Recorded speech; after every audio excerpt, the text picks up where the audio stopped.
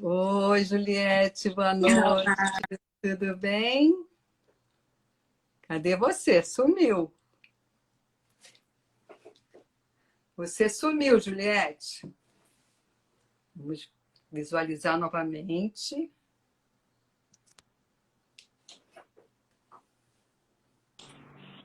Oi, tá vendo? agora voltou. Tudo bem? Boa Tudo noite. bom? Boa Muito noite. obrigada pela sua disponibilidade. Obrigada a você, obrigada pelo convite. Muito obrigada mesmo por estar aqui conosco, transmitir um pouquinho do seu conhecimento. Quer dizer, um pouco porque é pouco tempo, né?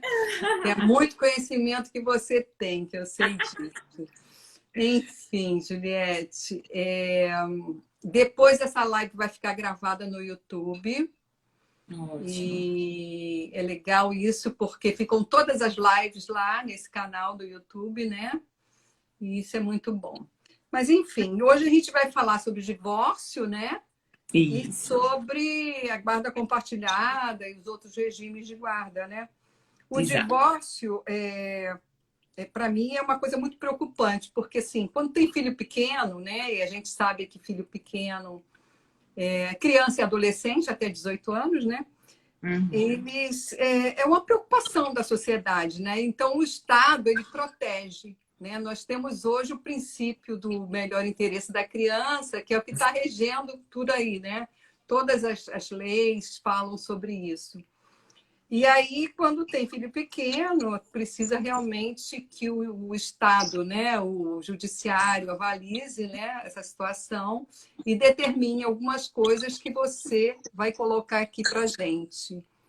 Mas o Exatamente. divórcio desde 1977, que está só não crescendo, porque também veio em parte por conta das mulheres, né, que conseguiram alguns direitos, né? Estamos ainda na luta por vários outros, mas a Muitos. partir daí muitas coisas mudaram, né? Elas também não se submeteram tanto e aí os divórcios foram acontecendo.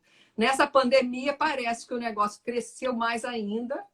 Talvez você possa falar conosco a respeito disso, porque eu não tenho dados, eu só sei de pessoas que ficam comentando, então a gente acaba sabendo. Mas então, agora a bola está com você, Juliette. Se apresente, Pronto, por favor, você vai se apresentar melhor do que eu apresentei rapidamente você. pronto. Sou Juliette Boaventura, sou aqui do estado da Bahia. Estou aqui em Feira de Santana e na região. Sou advogada desde 2014. E Beleza. atuo na área de direito de família mesmo. Atuo em Aham. outras áreas, mas meu foco realmente é direito de família, é uma área que realmente me chama muita atenção. E eu gosto muito de trabalhar porque a gente não mexe só com o direito, né? Quando a gente mexe com o direito de família, a gente está agregando outras áreas. Sim, Então, sim. chama muita atenção e eu faço com muito prazer. Vamos iniciar. Eu primeiro agradecer muito pelo convite, tá? Estou muito Imagina. honrada Muito por ter obrigada. sido convidado para a gente estar conversando sobre esse tema que realmente é um tema de muito interesse para a sociedade em si. Aham. Então, vamos iniciar, como você mesmo falou, sobre o divórcio, né? Para depois a gente passar lá para a guarda compartilhada. A Uhum. guarda compartilhada, ela só vem realmente porque antecede aí um divórcio. O divórcio, ele pode ser tanto extrajudicial como judicial, né? O extrajudicial feito em cartório, mas tem que ter um acordo entre as partes e não pode ter filhos menores ou incapazes. E aí é bem rapidinho o divórcio extrajudicial. O Aham. divórcio judicial, ele já pode ser tanto litigioso como consensual. Quando a gente fala de divórcio judicial, já acha que tem briga. Mas muitas vezes acontece justamente porque tem filho menor, então tem que ser através da justiça, porque tem que ter lá o Ministério Público, né, Com assistindo certeza. a situação. E aí tem o divórcio, infelizmente, litigioso, que é quando não tem acordo, né, em relação aos bens, em relação a alimentos, em relação à guarda. E aí realmente a gente passa por um processo aí longo, né, judicial, psicológico, enfim. Mas isso aí é um resumo do divórcio hoje. Mas como você mesma disse, o divórcio Ele surgiu, né, em 77, antes não existia, era só o disquite, né? E você não poderia mais casar, um absurdo, ainda bem que a evolução chegou. É E verdade. temos aí 43 anos da lei do divórcio. E que teve um grande, eu digo assim, foi realmente a evolução em 2010, né? Quando aquela transação que antes era a separação, você tinha que ficar uns anos para depois ocorrer o divórcio. Hoje já não precisa mais, você vai direto para o divórcio. Então, muita gente fala, hoje em dia a separação, o divórcio ocorre, os relacionamentos de antes não são como hoje, né? Muita gente fala isso, eu escuto muita gente falar isso. Mas por quê? Porque, infelizmente, antes não tínhamos essa liberdade de se desfazer de algo que realmente já não estava mais fazendo a gente feliz, né? Então, ainda bem que existiu aí o divórcio e essa evolução chegou, e eu tenho certeza que vai chegar muito mais no Hoje é caminho a da busca luta. da felicidade, né, Juliette? Sempre, É sempre. a busca da felicidade. Exatamente. Então, com essa facilidade do divórcio, a gente vê realmente relacionamentos que deveriam ser duradouros terminarem, né? Em 1, 2, 3, 5 anos, um casamento perfeito, né? Às vistas, de repente termina em divórcio. Mas porque temos hoje essa liberdade, ainda bem. E aí entra essa questão, né? A guarda compartilhada. Enfim, a guarda em si, né? Os filhos. Como é que os filhos ficam no divórcio? O cuidado que a gente tem que ter com os filhos. Eu sempre digo que existe a separação do marido e da mulher, né? Do casal, mas não existe a separação dos pais. Então, uma vez a família formada, ela sempre vai existir, independente de você estar ou não com o seu companheiro, com a sua companheira. Então, é isso que a gente tem que, de fato, preservar, né?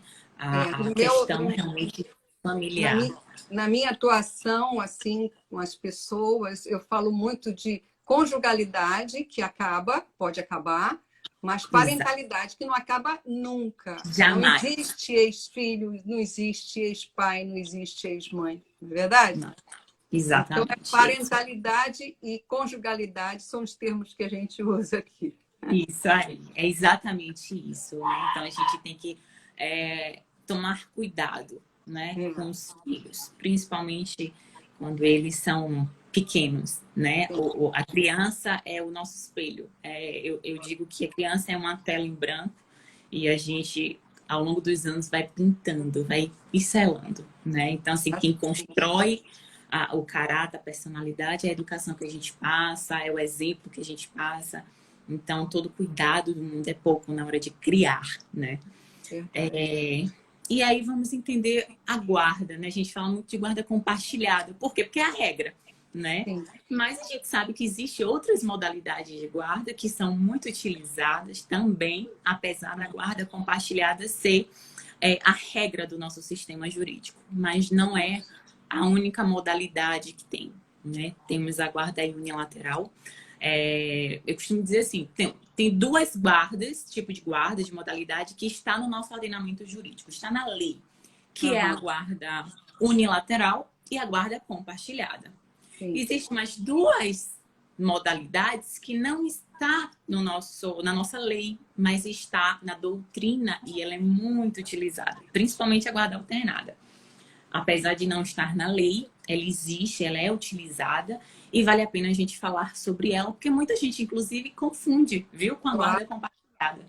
Claro. Então, a guarda unilateral é a guarda exclusiva, né? É aquela guarda em que o menor fica sobre a responsabilidade de um único genitor, cabendo no outro aquele direito de visita. Mas existe ali a exclusividade da guarda, que fica com um dos genitores. Não concordo com esse tipo de guarda, acho ela realmente muito agressiva, mas existe e ela é utilizada e eu vou, inclusive, falar o porquê. Agora, só um instantinho, você não acha esse termo visita muito agressivo? Sim, demais. Onde já se viu o pai fazer visita? Não existe isso, né? Esse termo tem que mudar, já caducou. Né? Já caducou. Mas, infelizmente, Edna, o termo caducou, mas a cultura não. Não, Né? pois é. Existem muitos pais que se comportam apenas como visita, infelizmente.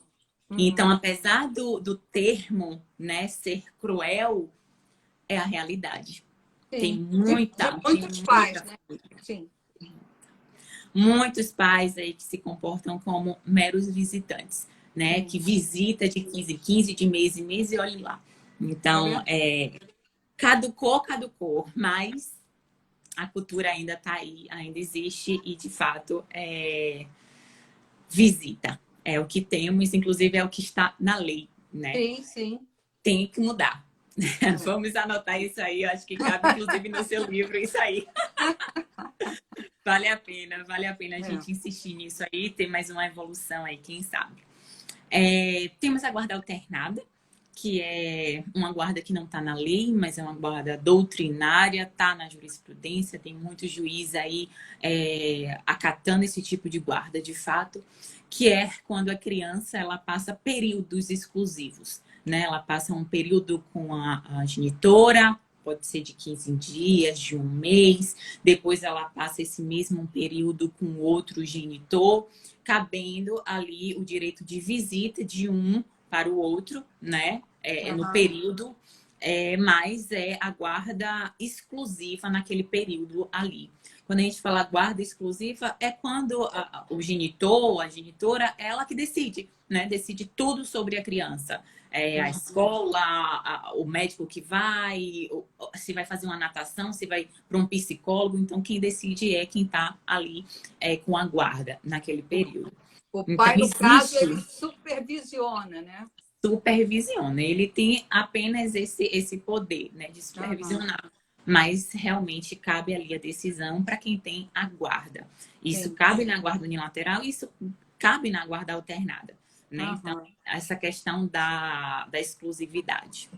Aí vem a nossa guarda compartilhada, né? Que é realmente a guarda que a gente adota, que o judiciário adotou, que é uma regra para tentar aí aliviar as angústias, tentar inclusive aliviar a questão da alienação parental. Né? Com a guarda compartilhada, a gente consegue minimizar em alguns casos. Né? Eu costumo dizer que é o melhor dos mundos, Juliette. Para as crianças, né? Filhos de pais separados, a guarda compartilhada é o melhor dos mundos. É o que temos para hoje, vamos dizer assim, né? É o que temos para hoje, e inclusive, a preferível, né? Do sistema jurídico mesmo. É a regra, na verdade. É a regra. Mas como toda regra tem uma exceção, eu vou explicar o porquê. Mas vamos lá para a guarda compartilhada.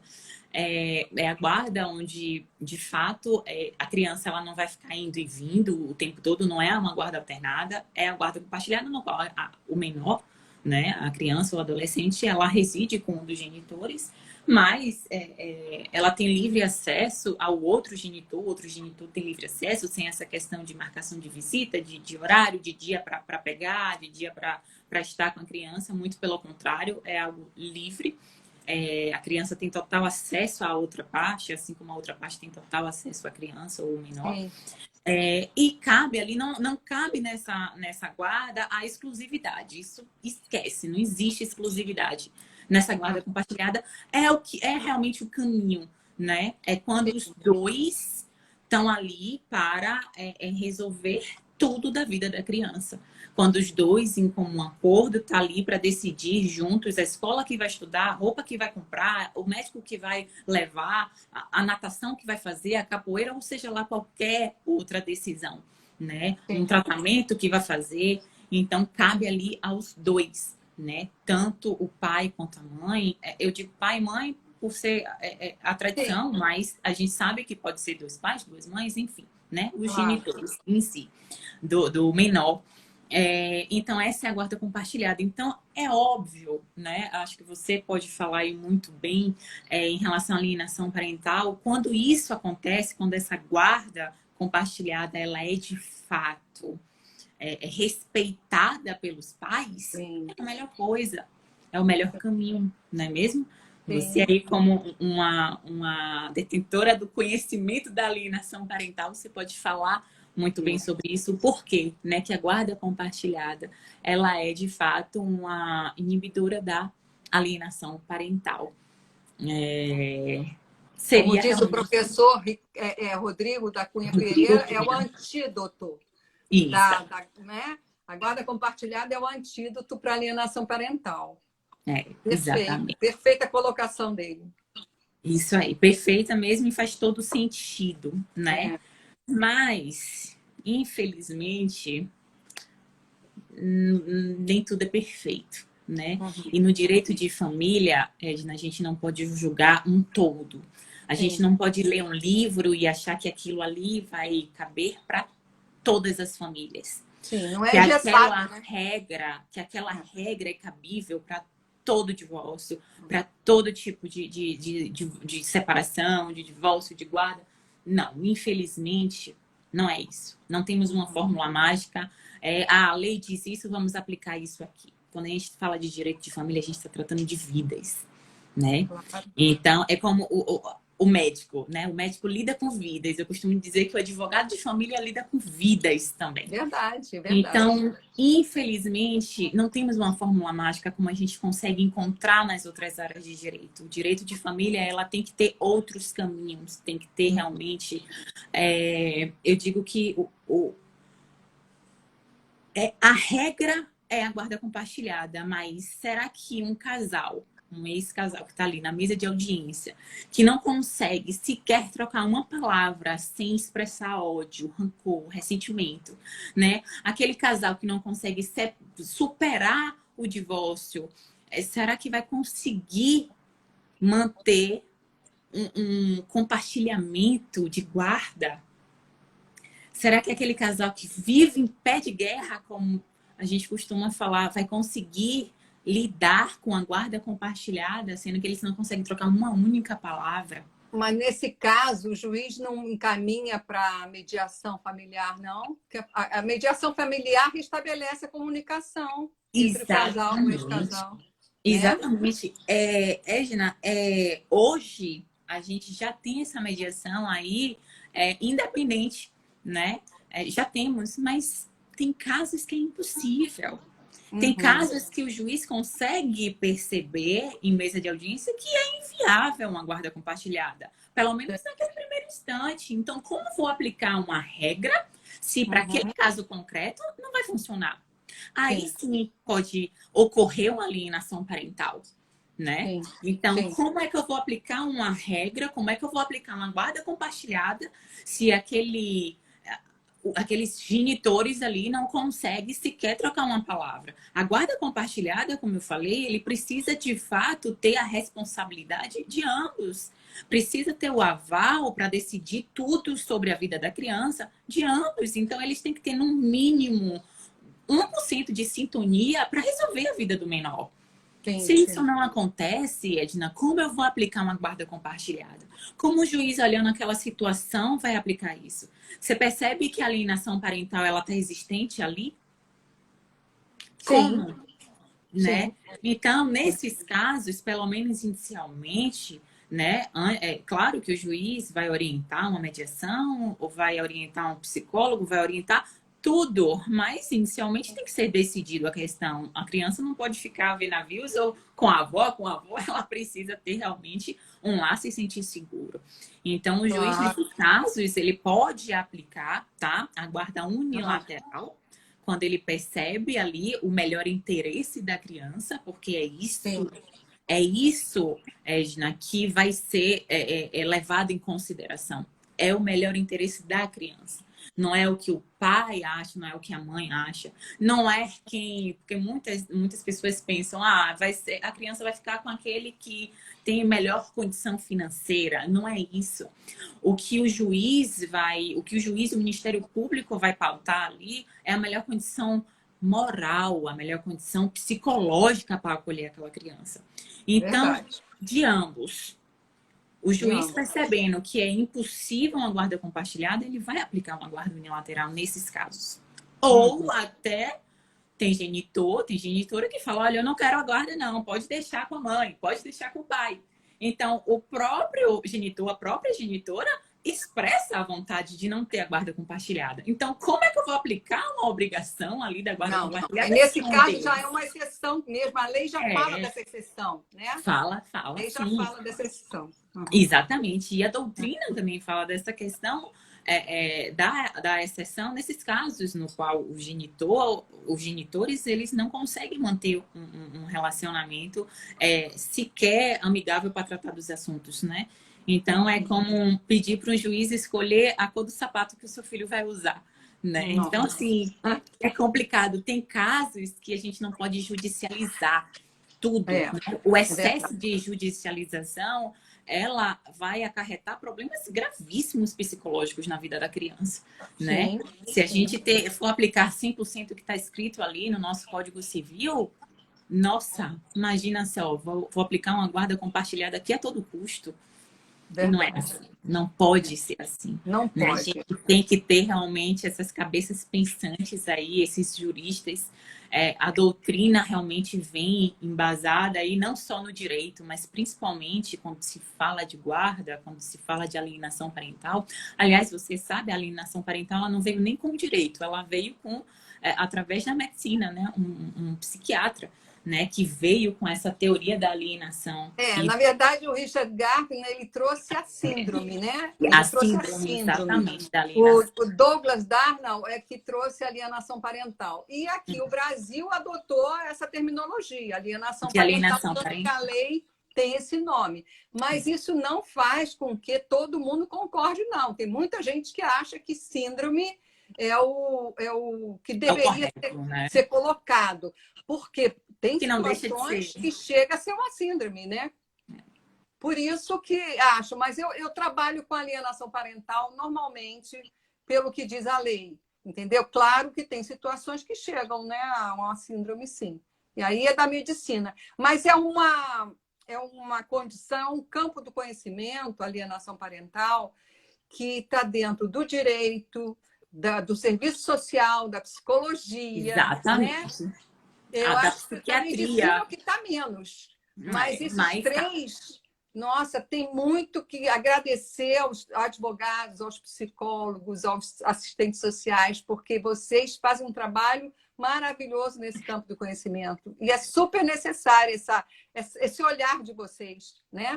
É um conjunto, né? Quando a gente fala de alienação parental, quando a gente fala de direito de família, é um conjunto. A gente não pode aplicar o direito puro e simples. Não é impossível. É impossível. A gente está lidando com vidas, a gente está lidando ali com qualquer ato que a gente cometa ali é o psicológico que está sendo afetado. Né? O são as subjetividades, né? As subjetividades. Nós somos sujeitos de desejos, né? Desejantes. Então é complicado, né? Mas, Juliette, eu sei que você tem uma história que você quer contar para a gente, a sua história. E depois eu queria que você falasse também do seu escritório, né? Sim. Onde fica, como é que as pessoas entram em contato com você, esse tipo de coisa. Você quer contar um pouquinho dessa história? Você tem um filho, né? A minha história é o seguinte, eu tenho um filho de 6 anos e quando eu me divorciei do pai dele, meu bebê tinha 1 ano e 5 meses. E imagine, eu costumo dizer porque hoje eu tenho uma amizade, uma relação muito boa com o pai do meu filho, mas nem sempre foi assim. Então, muita gente vê a nossa relação e fica impressionada. Nossa, né? Que evolução de vocês. Mas, assim, nem sempre isso aconteceu. O início foi muito complicado. Como eu estava falando, o divórcio em si ele é complicado. A gente pode estar 100% certo do que quer, né? Mas quando chega ali depois que você assina aqueles papéis, que o juiz homologa uma sentença, parece que você cai assim em outro mundo, né? Nossa, e agora? Então, assim, quando isso aconteceu comigo, meu bebê tinha 1 ano e 5 meses. Então, foi muito complicado, aquela mudança de vida, tudo, a relação com o pai era muito difícil, tem sempre essa questão da mãe ficar sobrecarregada, né?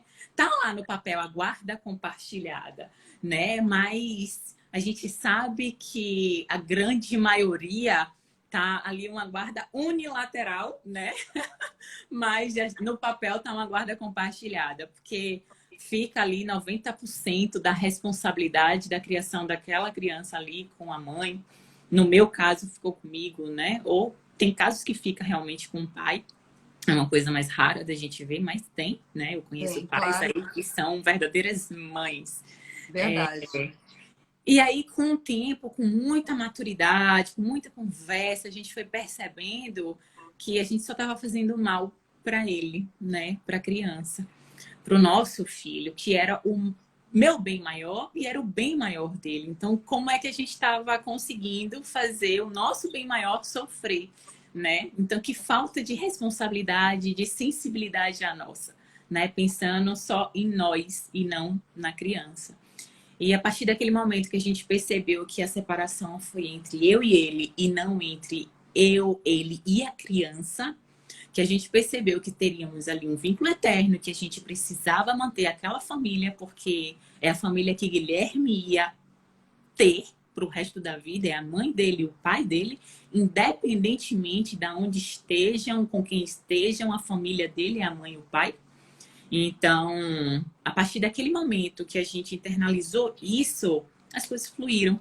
E hoje temos uma grande amizade. Então, toda vez que chega um caso desse para mim, eu sempre falo da minha história, né? Eu sempre conto, a gente precisa entender que a separação é do casal, jamais dos pais. E isso aconteceu comigo. Né? Então, eu não falo...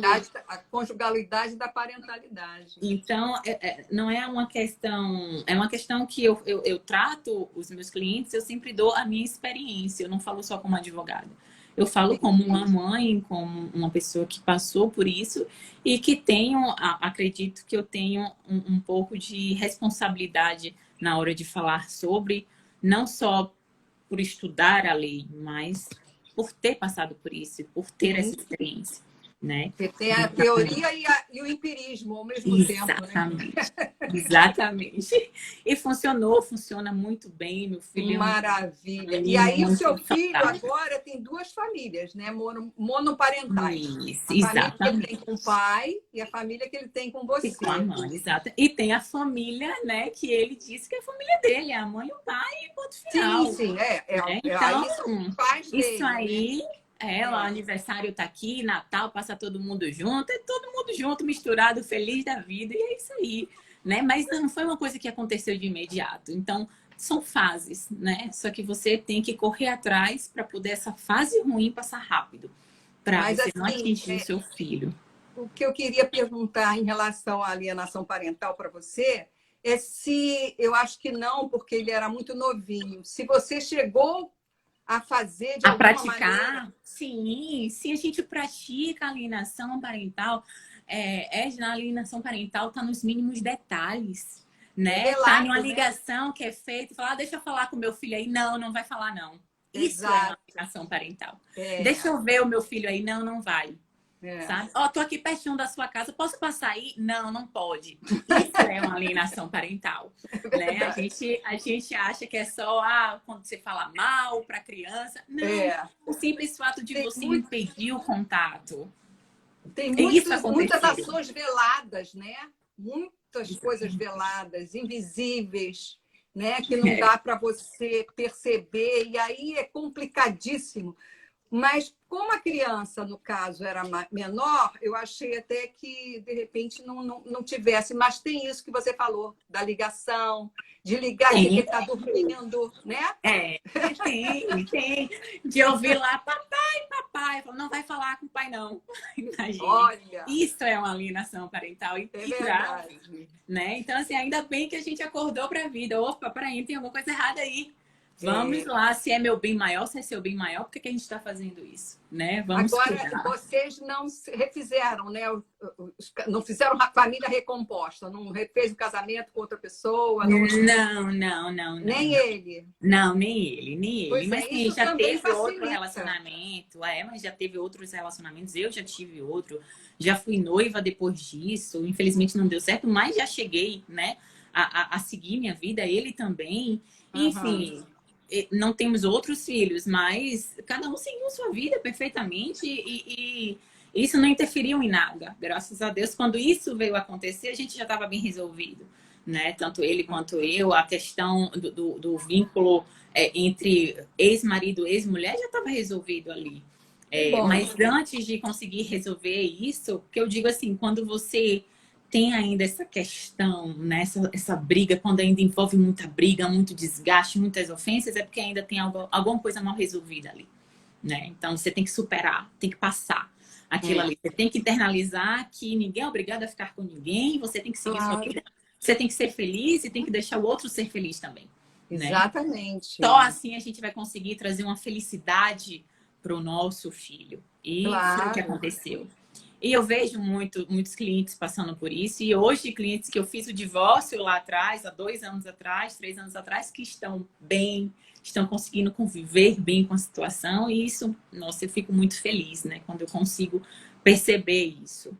Eu costumo dizer, quando acontece o divórcio, assim, e se fala para a criança, né? Por que não está mais, não vai querer mais morar junto, é porque não se ama mais, não gosta mais, não quer mais namorar, mas que vai ser sempre pai, vai ser sempre mãe daquela criança, e que essa criança é o melhor presente que aquela união teve, né? Isso é muito importante passar para a criança, né? Você escuta muito isso no seu escritório? Muito. Eu escuto muito isso.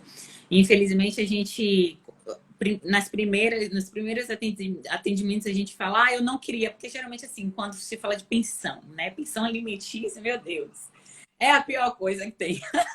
Porque é ali que entra as maiores brigas, quando se fala de pensão alimentícia, né? Muitas vezes o genitor, o responsável pelo pagamento da pensão, acha que tá dando aquele dinheiro ali para a mãe, que a mãe vai fazer acontecer com aquilo ali, enfim.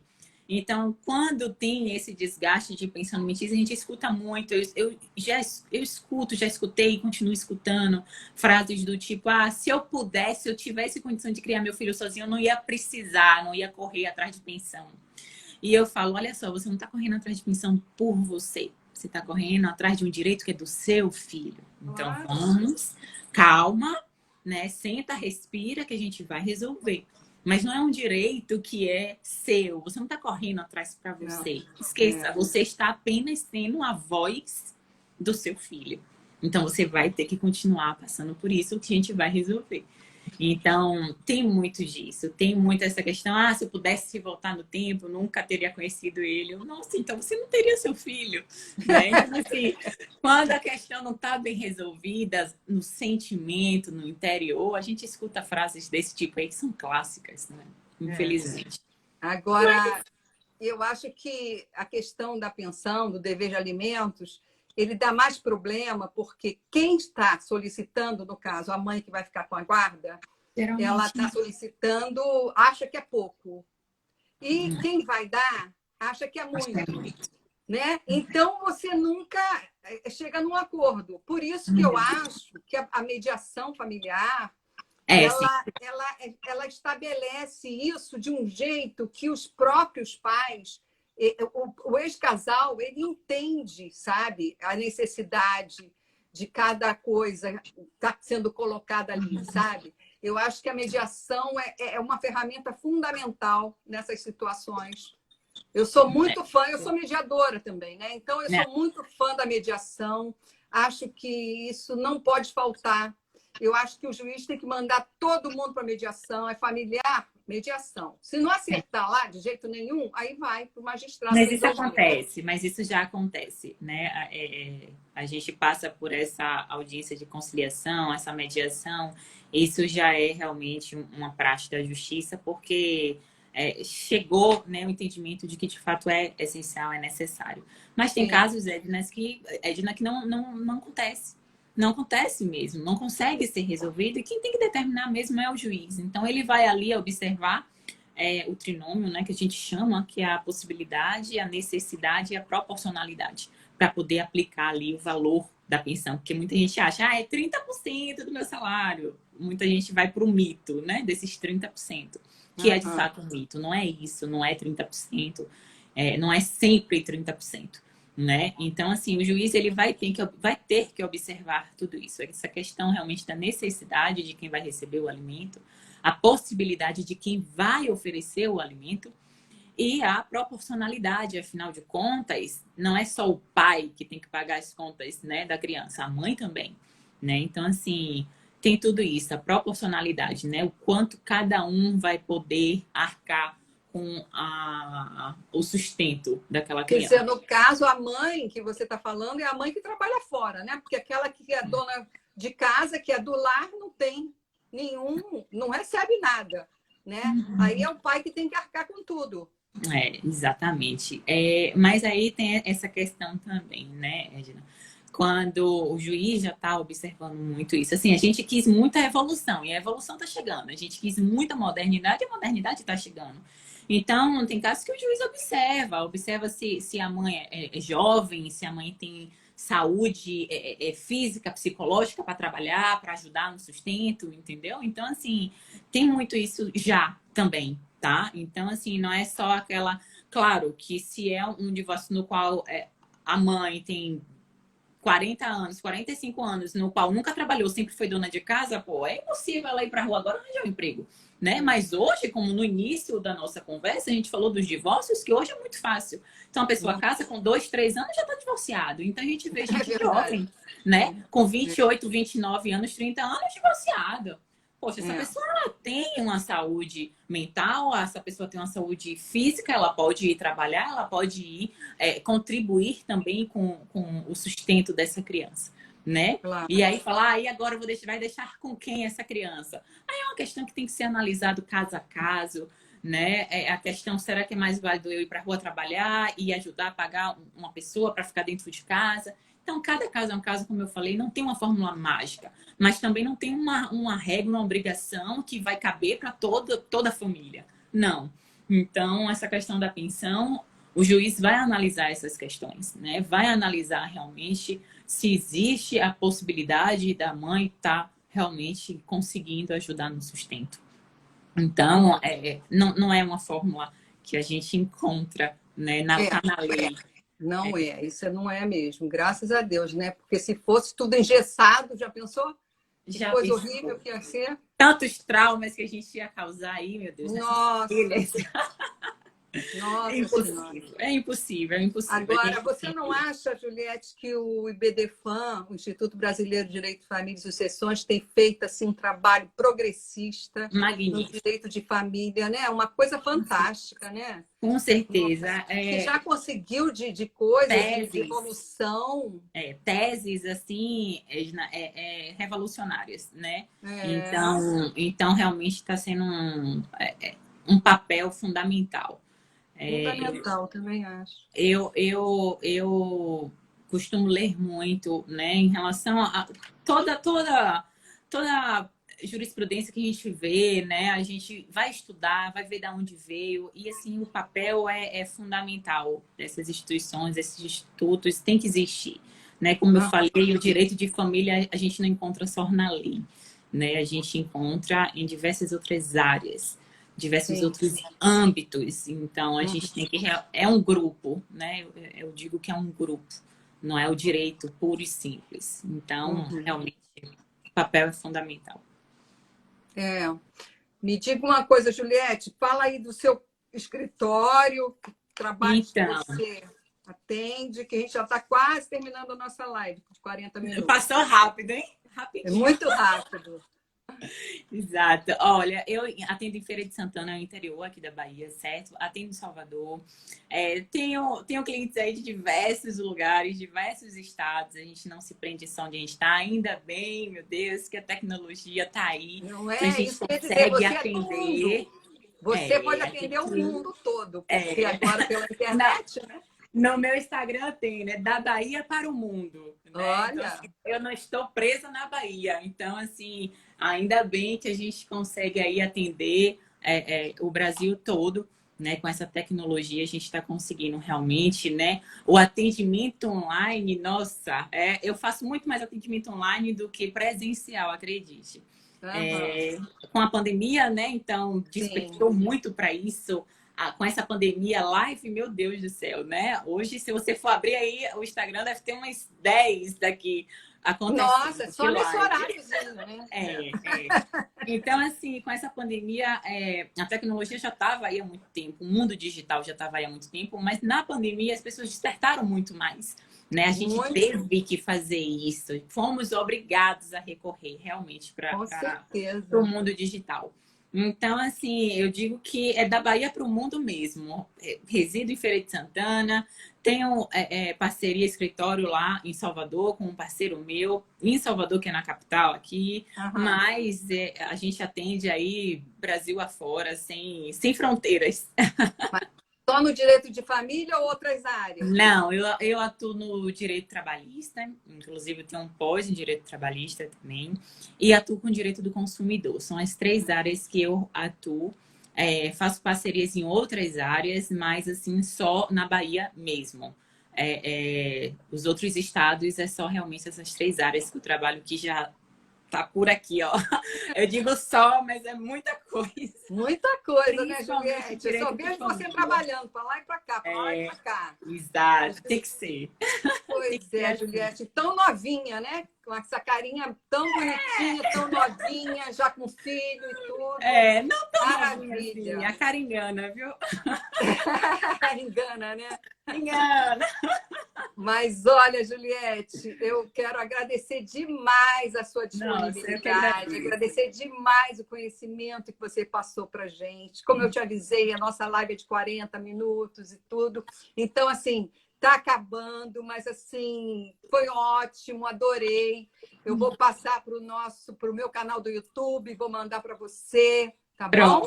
Muito obrigada. Agradeço demais. Uma outra hora, se você tiver disponibilidade de novo, a gente faz outra live bacana igual a essa. Pronto, tá bom? Estou à disposição. Eu agradeço também a todo mundo que está assistindo. Obrigada. E agora eu vou deixar as palavras finais para você. Pronto, agradeço pelo convite, agradeço pela oportunidade de estar aqui com você. Realmente é um assunto que me traz muito prazer em estar conversando, é algo que eu lido realmente diariamente. Né? Antes de entrar aqui, eu estava lá na mesa fazendo petição para estar lá cuidando dos meus processos de direito de família. É algo que eu faço realmente com muito gosto e com responsabilidade. Né? Como eu falei, a gente lida com vidas no direito de família. Né? A responsabilidade que um médico tem, eu acho que um advogado de família tem também.